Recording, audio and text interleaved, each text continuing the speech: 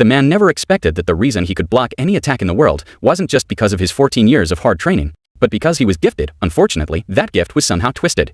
No matter which profession he chose, he could only learn the lowest level skills, but surprisingly, once he mastered these low-level skills, he could elevate them to conceptual spiritual level techniques. What he didn't know was that during his training at the 6 great academies, the 6 saints had already noticed his special potential. They never told him for various reasons, so he always thought he was just an average student, one who only managed to learn skills even a dog could do within 3 months. In fact, his swordsmanship talent had caught the Sword Saint's attention. The Sword Saint was initially curious and wanted to demonstrate a swordmaster's ultimate skill, but was shocked when the man quickly mimicked and grasped its essence. The Sword Saint planned to take him as his final disciple if he could learn a decent skill. Unfortunately, the man only ever mastered parry, but this very parry could deflect every attack in the world. The Sword Saint didn't give up and introduced him to the Shield Saint, hoping he could break through in another profession. At first, the Shield Saint had little hope, but the man persisted. Once, when rocks fell from a cliff, everyone panicked and dodged, but the man stood firm. Showing extraordinary mental strength, the Shield Saint believed that if he could learn even one skill, he'd become an unbreakable shield. Sadly, after 3 months, he still only learned the lowest level body strengthening, which didn't meet standards. Still, the Shield Saint didn't want to bury his potential and recommended him to the Bow Saint. The Bow Saint was skeptical and tested him by asking him to hit a distant branch with a stone. Not expecting much, he was stunned when the man hit every time. He found out the man hunted rare lightning hawks that preyed on mountain rabbits, a prey even experts struggled to hit. Despite the surprise, the Bow Saint was ultimately disappointed. The man couldn't do anything but throw stones. Even wooden bows would break mysteriously in his hands. The Bow Saint's personally taught specialized weapon was useless to him, so he had to keep relying on throwing stones. Next, the man was sent to the Stealth Saint. The Stealth Saint, having heard rumors, gave him a simple mission: avoid traps, reach the treasure chest, and open it. After 3 months, the man still failed the mission. Yet the Stealth Saint respected his persistence and endurance, even considering recruiting him for the capital's intelligence agency if he quit adventuring. Still not giving up, the man sought the Tree Saint to learn magic, but again he couldn't learn any magic. The Tree Saint gave him one last chance in the Mono-Resonance Chamber, a special space that amplifies senses many times over. The man agreed without hesitation. Days later, his apprentice reported that he hadn't left the chamber. The Tree Saint was alarmed since the side effects could be dangerous, even life-threatening. When he finally opened the door, he found the man perfectly fine and told him not to mess around because he'd found the trick. What the man called the trick was soon revealed as just a basic flame spell. Just as the Tree Saint was about to comfort him, the man showed the Double Eternal Chant, a skill the Spell Saint spent 50 years mastering, but the man learned in just 3 months. Though shocked, the Spell Saint thought that knowing only the flame spell made even the Double Eternal Chant less useful. Then the man approached the Healing Saint but was immediately rejected because he never received the blessing ritual as a child, so he couldn't learn healing magic. The man refused to leave and stayed at the door for 3 days until the Jade Saint was moved by his persistence and accepted him. Still, the man only learned minor healing, enough to treat scrapes but not enough to qualify. The Jade Saint knew that learning even this was a miracle since he had no holy blessing and was an unprecedented case. Soon after, news came that the man had disappeared from the capital, shocking the 6 saints. They had each considered taking him but hoped he might find success elsewhere, so none accepted him outright. His disappearance caught them off guard, and they decided to find him and train him together, but it was too late. The man vanished as if into thin air, reappearing only 14 years later. At first sight, he looked like a hero who saved the capital, his strength even surpassing the 6 saints. Every day he woke to practice swordsmanship, simple and ordinary, but persisted for 14 years. A casual strike from him could shake the land for miles. As a child, others told him he was average, only able to learn parry, a skill anyone could manage. And he didn't even qualify as a basic level adventurer. But he refused to accept that and remembered the Sword Saint, saying if you kept training one skill, you'd eventually learn new ones. He focused on sword practice, able to parry 10 wooden swords in one breath, and 3 years later 1,000. Though he never learned new skills, his body grew stronger over time. His parrying technique shook entire forests. Even after 14 years, he still hadn't learned new skills and couldn't qualify as an adventurer since they required practical skills. What he didn't know was that his physical fitness had grown immensely due to constant wooden sword training. Though his sword broke, he grew stronger through every failure. After 10 years, his parry reached perfection. One day, he went back to the Adventurers Guild to try again, but still failed. He had 6 skills: parry, body strengthening, stone throwing, forward movement, minor flame spell, and minor healing, all insufficient. As a youth, he had trained 3 months at each academy but hadn't qualified in any. The Sword Academy taught him parry, a skill even dogs could manage. The Warrior Academy taught body strengthening, which only slightly improved his physique. The Ranger Academy taught stone throwing, just basic throwing. The Thief Academy taught forward movement, barely enough to catch a stray cat. The Mage Academy taught minor flame, weaker than a small fireball, and the Forest Academy taught minor healing, only enough to heal scrapes. For 14 years, his skills stagnated, and the guild refused to grant him adventurer status. Still, he begged for exceptions to do odd jobs as an adventurer. The guildmaster was about to turn him away but recognized him. 14 years ago, the man had come alone, failing to qualify. The master told him that F-rank adventurers take mostly gathering and odd jobs, paying little but offering experience. The man smiled and asked the master to register him as an F-rank adventurer and finally succeeded. Afterward, he took on various odd jobs. Though his skills were limited, they sufficed. One day, while working on a construction site, he heard a cry for help and rushed over. What he saw shocked him, a bull confronting a group of soldiers. It was his first time seeing a monster. Having never seen such things, he thought the bull might be suffering. But the knight captain ordered the soldiers to protect the princess at all costs, and tension rose. No sooner had the words left his mouth than the bull struck him with a paw, sending him crashing into a wall. As the man lay stunned, the soldiers were attacked too, none able to stand against the bull, which slaughtered them single-handedly. After a while, only the protected princess remained. Though scared, the man couldn't just stand by. He grabbed his sword and struck the bull's eye, but it barely scratched it and instead drew its full hatred. The bull immediately decided to attack him first.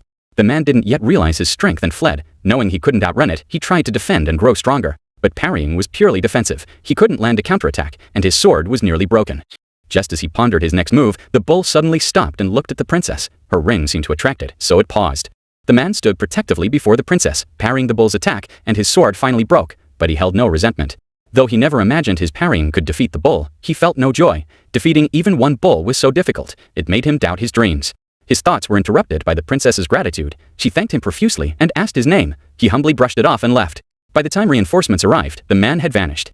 On the city streets, the protagonist was still drowning in self-doubt. He never expected that just passing through, killing a village cow, would accidentally save a princess, and then have her cling to him, insisting on giving him riches and honors. He thought, it's just a cow. Is all this really necessary? It made him question his life. What he didn't know was that the cow was actually a death-level monster. As for him, he had spent 14 years training deep in the mountains and had never seen the world. He assumed all the cows in the city looked like that, docile and gentle, so he was reluctant to accept anything. It wasn't until the princess backed down and asked him to at least meet her father that he finally agreed. Close to their destination, an orange-haired man suddenly challenged him, pointing a weapon at him, but once he learned the protagonist was the one who saved the princess, and that he had slain a death-level monster using just a mass-produced iron sword, the man immediately recognized who he was. Still defiant, the orange-haired man didn't fully realize how strong the protagonist was. When a blonde man said he wanted to come along and quietly mentioned the more guards, the better, the orange-haired man didn't stop him. This implied that the protagonist was indeed very strong, though he himself wasn't convinced. The protagonist was a bit confused. Fortunately, the king wasn't like that. Seeing the protagonist dressed as a farmer, the king didn't look down on him. Instead, he approached him, thanked him for saving the princess, and asked what wish he had. Whether it was land, treasure, or sacred relics from the labyrinth, the king promised to fulfill it. This stunned the protagonist, but his answer remained simple. He didn't want any rewards. The thanks alone were enough. The king was anxious, but recalled that the report said the protagonist used a mass-produced iron sword, so he decided to give him a better sword. He believed the protagonist wouldn't refuse. When the protagonist saw the sword, he was deeply fascinated. It was a large, broad sword, the first of its kind he'd ever seen. Though it wasn't incredibly valuable, he accepted it, felt its weight, and thought it fit him perfectly. The king asked him to try swinging it. The protagonist easily swung it one-handed, showing extraordinary skill. The king smiled, more convinced of the protagonist's greatness, but didn't reveal the sword's origins. After getting the sword, the protagonist had a bold idea. The sword suited him because its shape was like the city's drainage channels, so using it to clean those channels would be much more efficient. Just as he was preparing to try this out the next day, something big happened.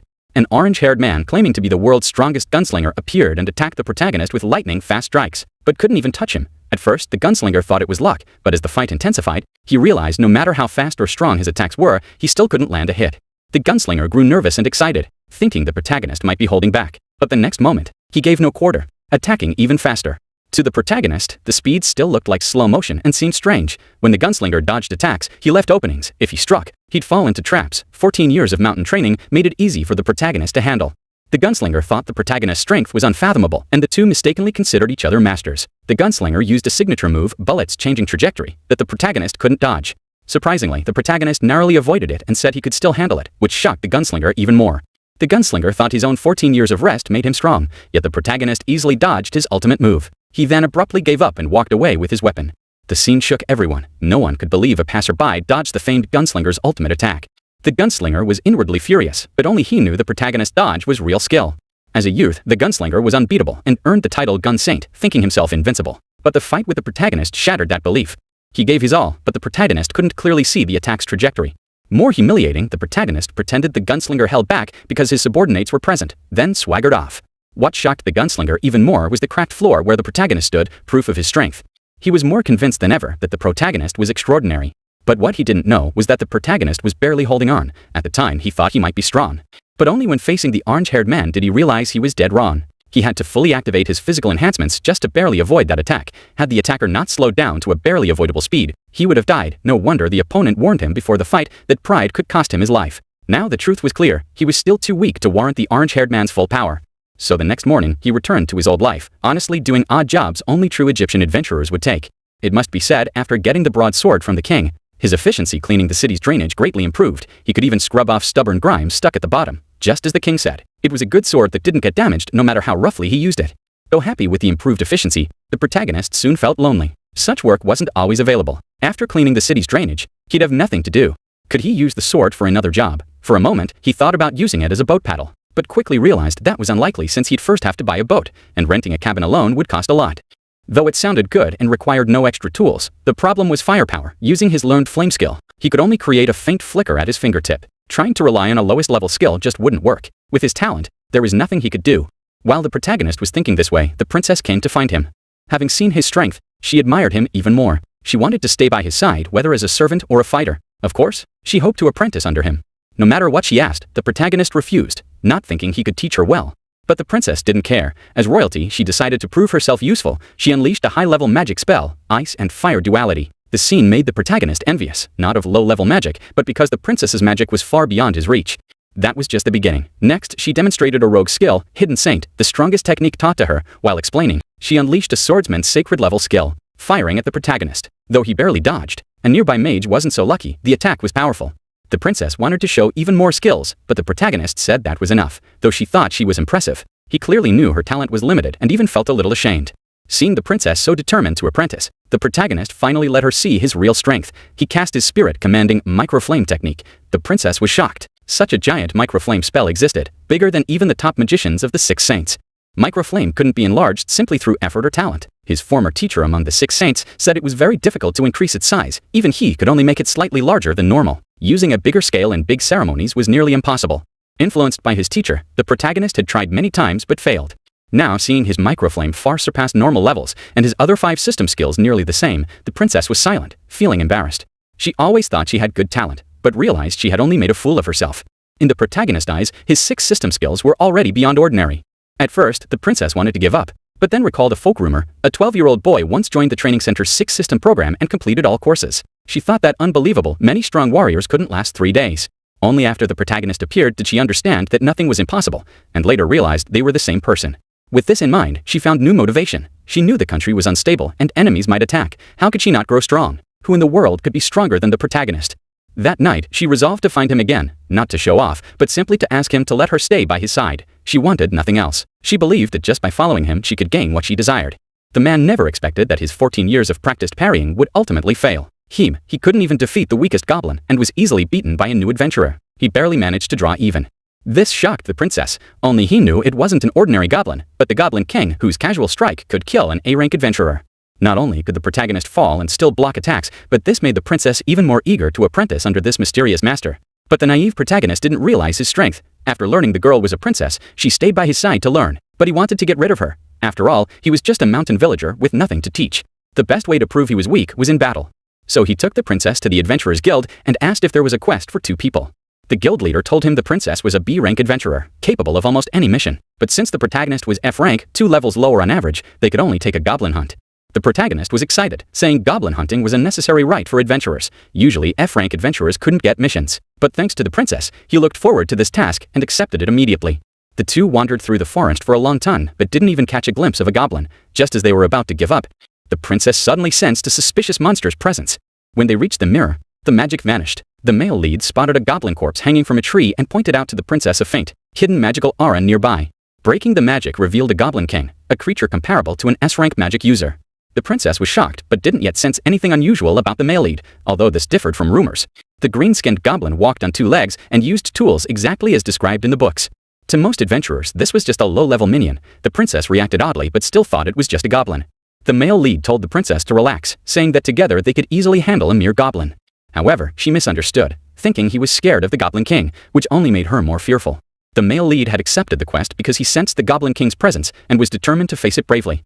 The Goblin King's aura was intimidating, but the male lead showed no fear. Though unsure of his own strength, his 14 years of training in blocking attacks gave him confidence to withstand anything. While the male lead drew the enemy's attention, the princess launched magical attacks, but the Goblin King dodged effortlessly, moving swiftly and even using ranged attacks. The male lead intercepted attacks with speed, but the Goblin King's volley of ranged strikes was relentless and easy to throw. The male lead blocked them all, but the princess noticed worse news. Even for a Goblin King, its regeneration was extreme. Not only did it recover stamina quickly, but its wounds healed instantly. This gave the male lead a hint. Perhaps the magical gem on its forehead was the key to defeating it. Since even the princess's magic struggled to land a hit, the male lead began to act. Suddenly, he had an idea. The princess would cast a powerful spell on him, using its burst propulsion to close the gap with the Goblin King. She worried about hurting him, but he was confident. He wouldn't take the magic directly, but block it with his sword. To catch up to the Goblin King's speed, this was necessary. Seeing his confidence, the princess gave her all. The male lead successfully destroyed the magic stone. Seizing the moment, the princess unleashed her strongest fire magic. Without the stone's power, the Goblin King weakened drastically and lost its terrifying healing ability. One big fire blast finished it off. Soon after, the princess's brother heard the news. His sister not only encountered the Goblin King, but defeated it unharmed. He was even more impressed by the male lead's strength and honored his father's legendary sword by gifting it to him. This black sword was indestructible. No skill or technique could leave a mark on it. It was a precious treasure obtained by his father and the Six Saints while exploring a dungeon deep inside a labyrinth. He was suspicious about the Goblin King's appearance. Such artificial monsters had long been banned, making him think a neighboring country might be behind this. The male lead and princess returned to the guild after their success. The guild leader wasn't surprised, given the male lead's reputation. But when he learned the goblin's forehead had a gem, he was stunned and asked if they could bring proof of the kill. He also said they needed to bring back the goblin's head to complete the quest, which shocked the male lead and princess, who hurriedly protested. The male lead never imagined that after 14 years of training, he'd be unable to beat even a frog at first, and that goblins would still give him trouble. The princess was stunned, realizing that was no ordinary frog, but the legendary Black Death, a foe even she struggled against. But the male lead remained unaware. Not long ago, the princess's brother gave the male lead a quest to travel with the princess to nearby mountains. A carriage and guards would accompany them, and the pay was generous. Though it felt strange, the male lead accepted it as a routine trip. The princess, however, sensed something was off. The guards knew about the quest but couldn't reveal details. The prince had secretly warned that the country was in crisis. If the capital fell, they must flee to England with the two. After the Goblin King's appearance, the prince's investigations showed the enemy had long infiltrated and monster attacks were spreading nationwide. The male lead detected strange activity in the wheat fields and used magic to reveal hidden monsters. Monsters rampaged across the country. The Six Saints had to mobilize fully, but the enemy had scattered their forces. The prince worried for the princess's safety, but the party faced hostility from monsters and strange humans alike. A blonde man recognized the monsters as Black Death dragons attacking the demon tribe. The male lead rushed to assist, but the demon tribe was mistaken for enemies. The princess recalled that 200 years ago, the demon tribe nearly destroyed a kingdom by controlling monsters but was wiped out by humans. Now, why were they still around? The Black Death dragon was under demon control. Once freed from mental domination, the male lead no longer needed help. The princess tried to save the male lead but was stopped by the blonde man. The Black Death dragon spewed deadly poison, seriously poisoning the male lead, and even the Six Saints couldn't cure it. The blonde man believed the male lead was doomed. But unexpectedly, the male lead resisted the poison using minimal healing magic. Having been bitten by a venomous snake before, his body gained immunity to toxins. He realized this poison wasn't snake venom, but a final strike from a barely conscious enemy. The next day, a miracle happened. The male lead found the poisonous snake surprisingly tasty and ate another. His body remained unaffected, realizing he had developed poison resistance. He then deliberately ate toxic creatures, occasionally getting poisoned but quickly healing with minimal magic. After many times, even lethal poison couldn't harm him.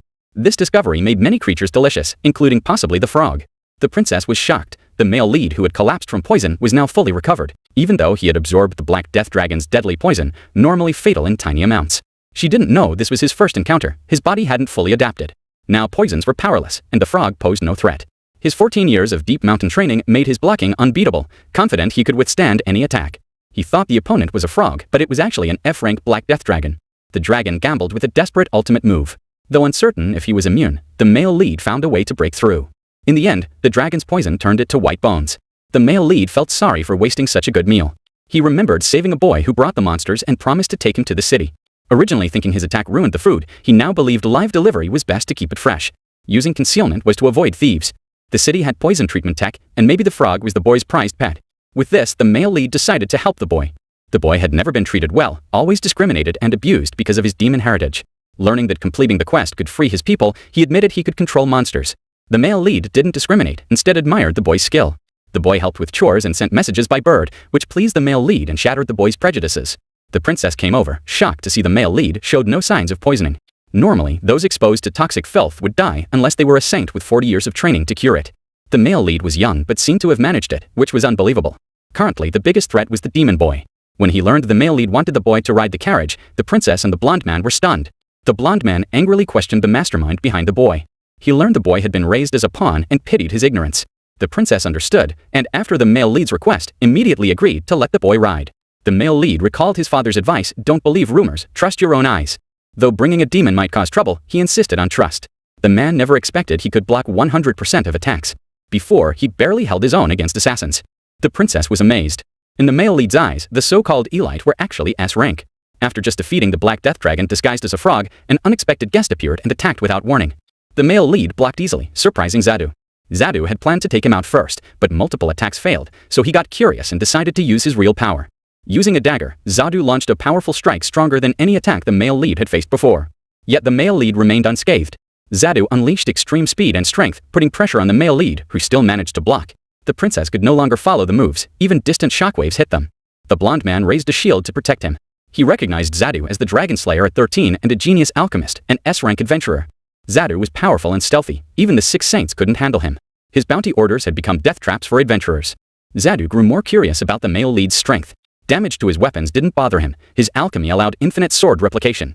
The male lead tried to block but was distracted protecting the demon boy, falling into a passive position. At the critical moment, the blonde man's shield stopped flying swords.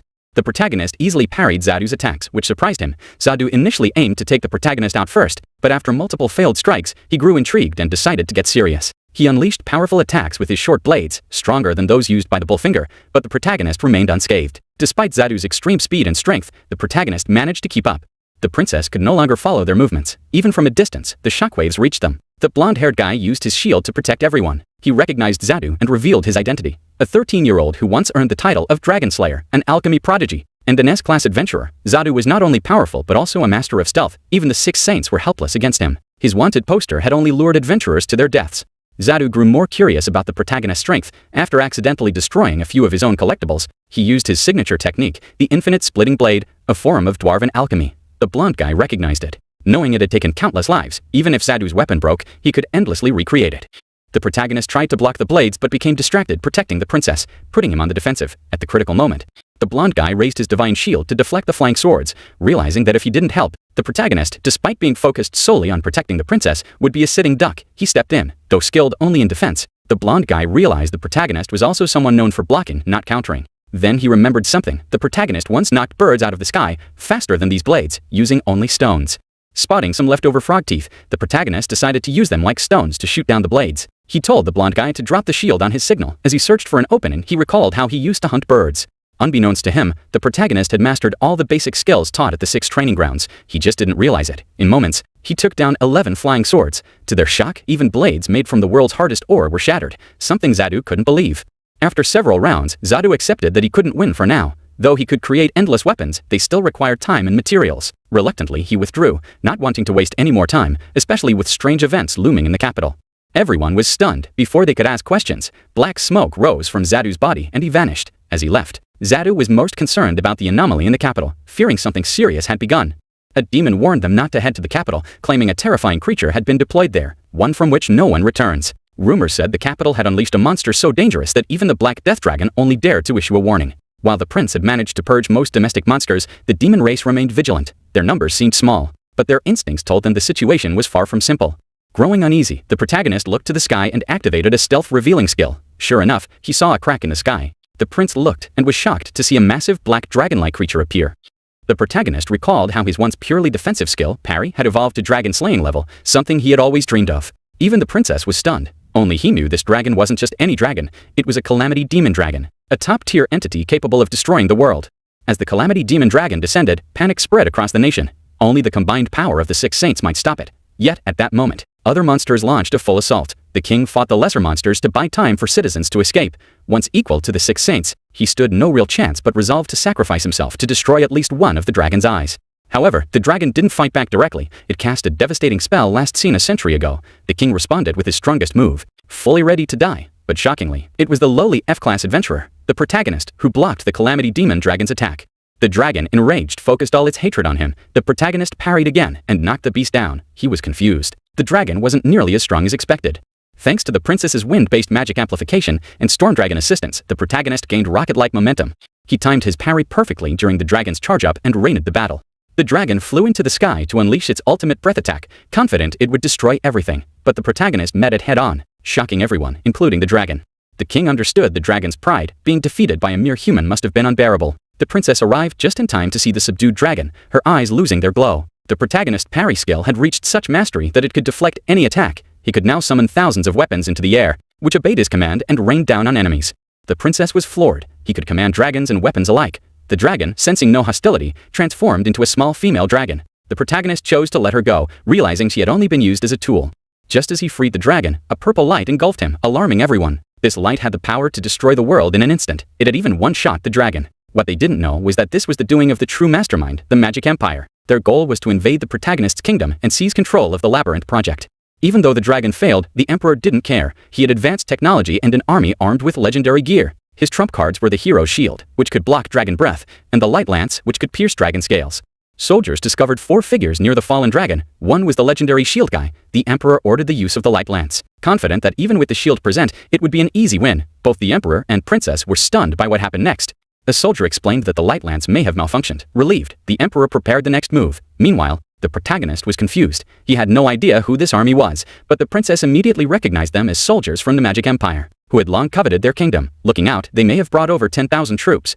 The protagonist's first thought was to retreat and regroup with his brother, but the next wave of attacks began, and unexpectedly, the blonde guy acted first. The attacks were now spread out, weakening the divine shield, which finally broke. Still, running wasn't the solution. The princess worried the shield wouldn't work if they left, so the protagonist decided to draw the enemy's attention. He recalled how he once distracted a swarm of bees with light and planned to do the same here. The princess misinterpreted it as a brilliant strategy and launched him with storm magic across enemy lines. He just wanted to be a decoy, not sacrifice himself, but she wouldn't listen. The next attack hit, he used Storm Pulse to boost his body and survived. Seeing no other choice, he braced for the incoming Light Lance and parried again. Realizing this move wasn't foolproof, he went all out. In a flash, he triggered a tenfold parry in midair, deflecting every attack. Weapons rose into the air like in his training days. Boosted by Storm Pulse, the effect was magnified. He ran straight through enemy lines, parrying everything, buying time for the princess to escape. Seeing this, the emperor and his commanders were stunned. The soldiers watched in horror as their weapons were deflected, some even injured by their own attacks. The 10,000-strong army was inexplicably wiped out. The emperor looked up and finally recognized the protagonist. Luke, the dumbest disciple he once taught. Shockingly, he had just been miles away, yet now stood right before him. The emperor thought he'd come for a direct assault, but Luke simply ran past him. Above, the Light Lance fell, and its shockwave wiped out the remaining enemies. The army had top-tier gear, shields that blocked dragon breath, and lances that pierced dragon hide, all destroyed by one man. The emperor also noticed the protagonist wielded a legendary weapon he desperately sought, one that should require both hands, but Luke held it with one and wielded it like a god. The emperor was in disbelief. This once mocked boy had mastered parry to a divine level. Every block summoned a storm of flying weapons, but the protagonist was just as confused. All he wanted was to deflect attacks and protect the princess. Before he knew it, the war was over. On the battlefield, an old man stood proud, far too bold for his own good. The protagonist tried to greet him, but the old man just smiled and ran off. Then his body failed. Overusing parry had taken its toll. As enemy soldiers charged in, one of the 6 saints appeared, saving him just in time. It was his former instructor, the Sword Saint. The rest of the 6 saints entered the battlefield and dominated with ease. While not his focus, they had all once trained him. With their arrival, the war swiftly ended. The Shame Saint avoided eye contact out of guilt. The old man didn't recognize Luke but realized he'd seen someone in golden armor earlier, the Emperor. He doubted the Emperor could ever catch Luke now. The protagonist suggested flying with the dragon to heal it. The old man worried it might turn hostile again, but Luke assured him it had been tamed. Though misunderstood, it was all thanks to Luke's efforts. When asked if she had tamed it, Lolo admitted she didn't have that power. As the old man grew suspicious, the dragon woke up. Though it roared, it meant no harm, putting everyone at ease. In the end, the princess joined for fun, along with the Shame and Stealth Saints. The latter recognized Luke but didn't get a chance to speak.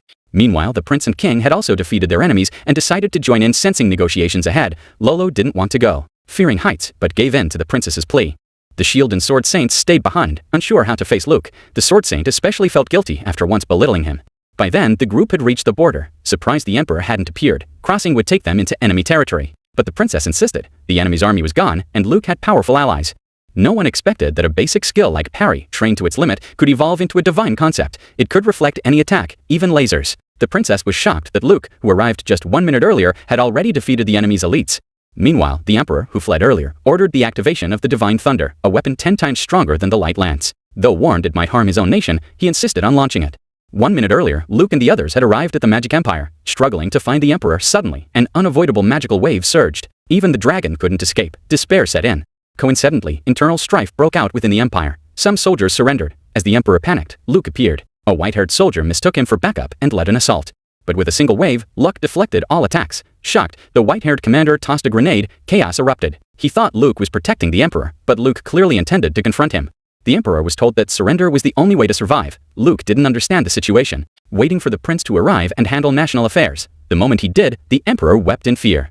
He was handed over. The prince, furious that the emperor nearly destroyed the nation, demanded justice. Though Luke saved the day, hundreds had died. The stealth saint proposed making the emperor suffer the pain of those he killed. The recovery saint healed the emperor just enough to keep him alive in agony. The rest of the empire was spared. The prince saw no point in further bloodshed. After signing a treaty with the white-haired commander, Luke's group returned home. The king wanted to reward Luke, but he asked for nothing, only that Lolo be granted legal status to live like a normal person. Despite concerns over her demon identity, the king agreed in gratitude for Luke's heroism. Still, he secretly assigned the blonde guy to watch over her. Even so, Lolo was deeply thankful. To her, it felt like a new life had begun.